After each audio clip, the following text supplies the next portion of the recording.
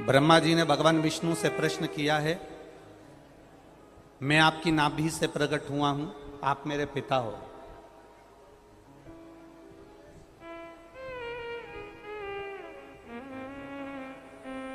मैं आपकी नाभि से प्रकट हुआ हूं, आप मेरे पिता हो।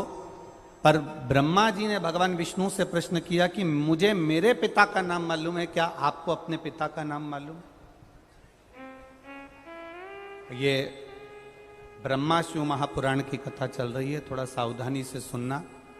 ब्रह्मा जी का चरित्र कोई साधारण चरित्र नहीं है।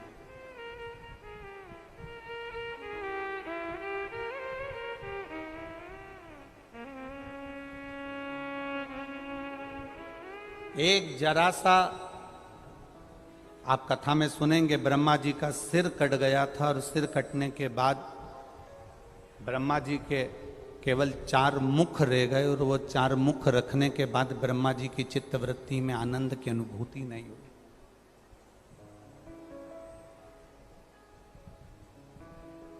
ब्रह्मा जी ने प्रश्न किया कि मुझे मेरे पिता का नाम मालूम है, जिन्होंने मुझे प्रकट करा, मैं आपकी नाभि से प्रकट हुआ हूं, कमल के पुष्प के ऊपर मेरा जन्म हुआ है, पर मुझे अपने पिता का नाम मालूम है, क्या आपको अपने पिता का नाम मालूम है? भगवान विष्णु से पूछ रहे हैं। तो भगवान नारायण के मुख से सरल भाषा में निकल गया कि मेरे पिता तो देवाधिदेव कोई दूसरा मेरा पिता है ही नहीं।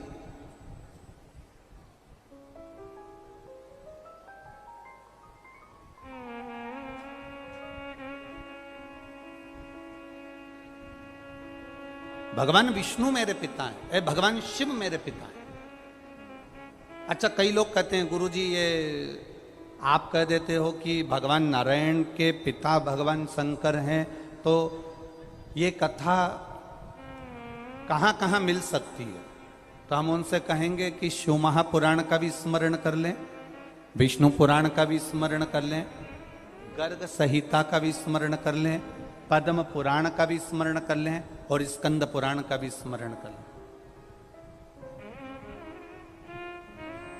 अगर आप बहुत दूर नहीं जा सकते तो बद्री विशाल की कथा को उठाकर देख लीजिए। बहुत दूर आप नहीं जाते तो बद्रीनाथ जी की कथा को उठाकर देखिए कि भगवान नारायण और लक्ष्मी शंकर भगवान के पावन धाम में घूमने के लिए निकले और घूमने के लिए, भ्रमण करने के लिए जब बद्रिकाश्रम में पहुंचे, बद्रिकाश्रम की जो भूमि थी वो शिव जी की प्रिय भूमि थी, जहां पर आते से ही लक्ष्मी जी का मन लग गया और लक्ष्मी जी ने नारायण से कहा, ये भूमि मुझे चाहिए, ये भूमि मुझे चाहिए। भगवान विष्णु ने समझाया कि ये तो देवाधिदेव महादेव की धरा है, ये भगवान शंकर की पवित्र भूमि है, इसको हम नहीं दे सकते, हम शंकर जी से नहीं ले सकते।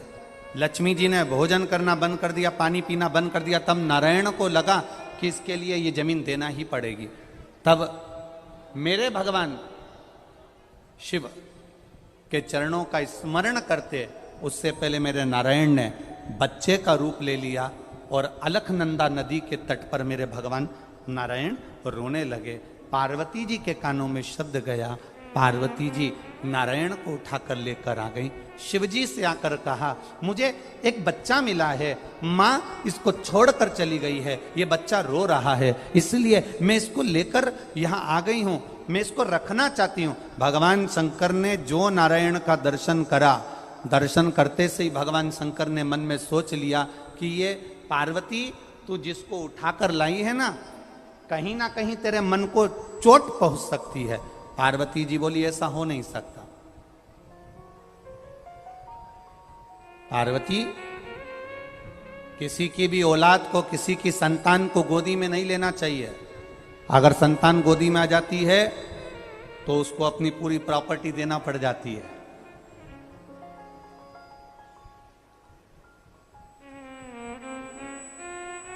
अगर संतान गोदी में आई है ना तो उसकी पूरी प्रॉपर्टी तुम्हें देना पड़ेगी।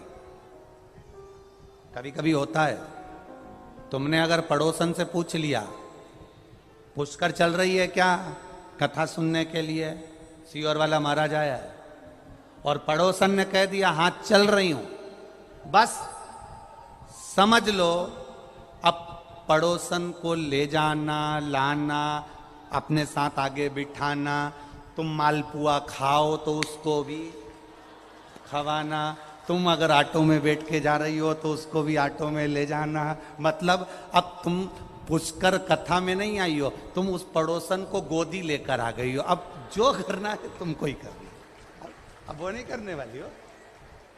और तुम्हारे करने में अगर जरा सी भी कमी रह जाएगी ना, इतनी सी भी कमी रह गई तो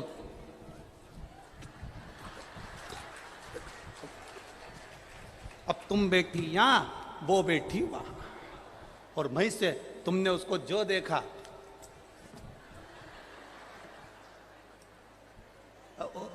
गोदी ली ना, अब गोदी लिए तो जाओ,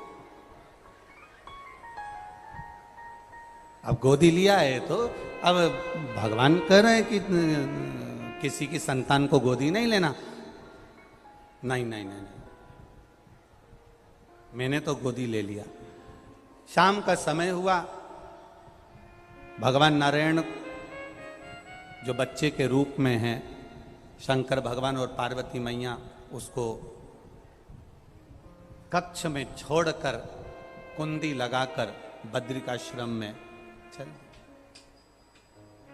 वापिस आए।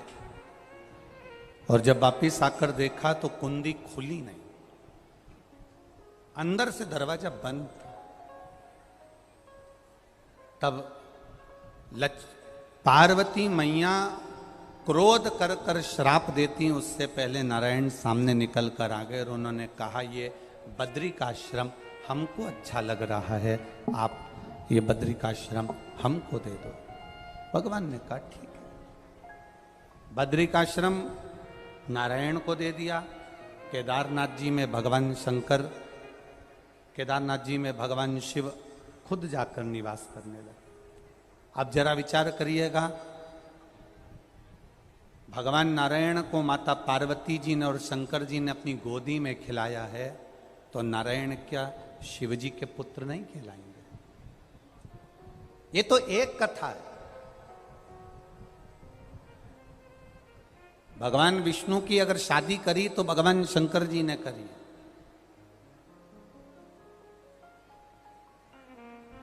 भगवान नारायण का अगर लक्ष्मी जी से मंगल विवाह करा तो शिव जी ने करा। ये सहजता नहीं है महाराज भगवान। अब ब्रह्मा जी ने कह दिया कि तुम्हारे पिता का नाम क्या है? भगवान विष्णु ने अपने मुख से कह दिया मेरे पिता का नाम तो देवाधिदेव महादेव। बहुत बहुत सावधानी की कथा है। कितनी सुंदर बात भगवान विष्णु ने कही कि मेरे पिता भगवान देवाधिदेव महादेव। हमारे जैसी मूर्खता कभी देवता नहीं करे। हम जब भी नाम लेते हैं तो अपना खुद का लेते हैं, अपने परिवार का लेते हैं। ये प्रॉपर्टी किसकी है? तो कहा मेरी है। हमारे पिताजी की प्रॉपर्टी है, हमारे दादाजी की प्रॉपर्टी है। दुकान किसकी है? हमारे दादाजी की। मकान किसका है? हमारे दादाजी का।